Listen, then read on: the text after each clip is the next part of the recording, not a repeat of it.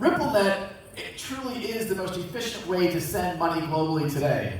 Now, Ripple has said that for a couple of years, and one of the things that's incredibly exciting to me when we come together at Swell is it's no longer just a vision. It's no longer just an idea. 2 years ago, in our first Swell event in Toronto, Ben Bernanke was our keynote, and I remember looking out at the audience, we had a couple hundred people.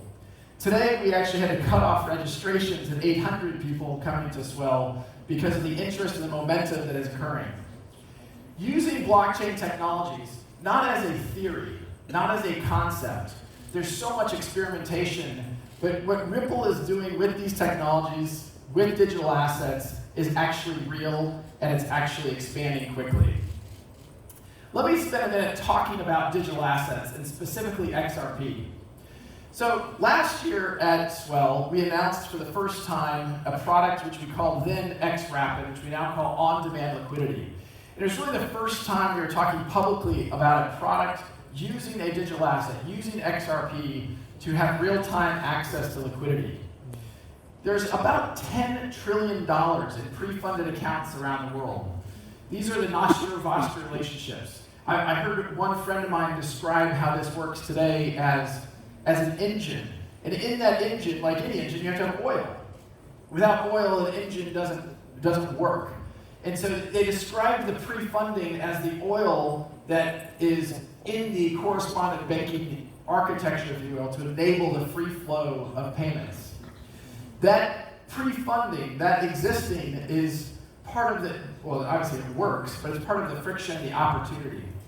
I want to spend a moment describing how on-demand liquidity, formerly known as XRapid, works, because it's something that I think people have had skepticism about.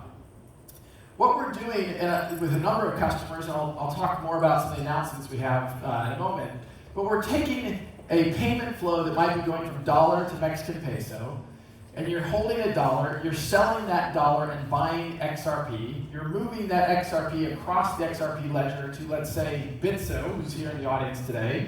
You're selling that, that's an exchange based in Mexico. You're selling the XRP and you're buying Mexican peso.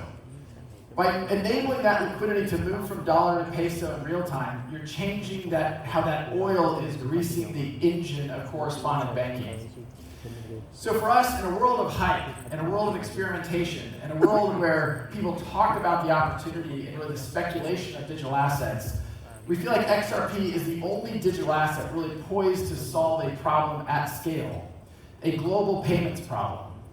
The friction and the speed at which, the low friction and speed at which XRP operates is extremely low cost and extremely fast.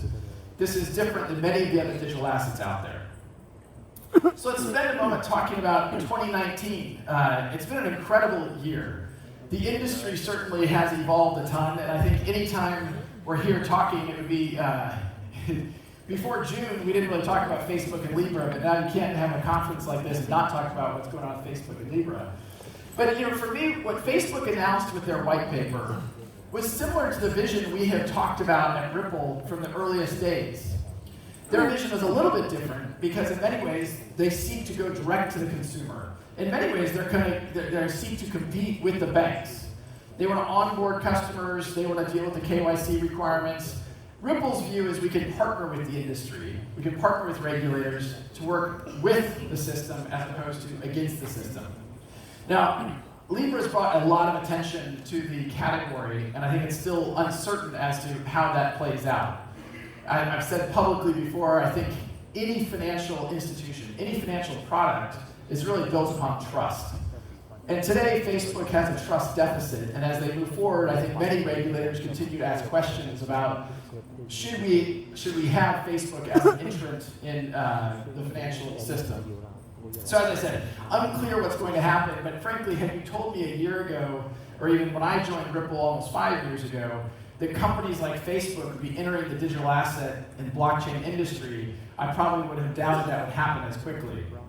Now there's two other very notable announcements during the course of 2019 that I think are worth touching on and demonstrate some of the momentum across the whole industry.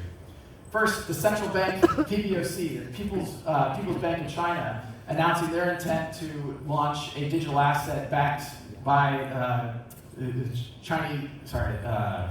backed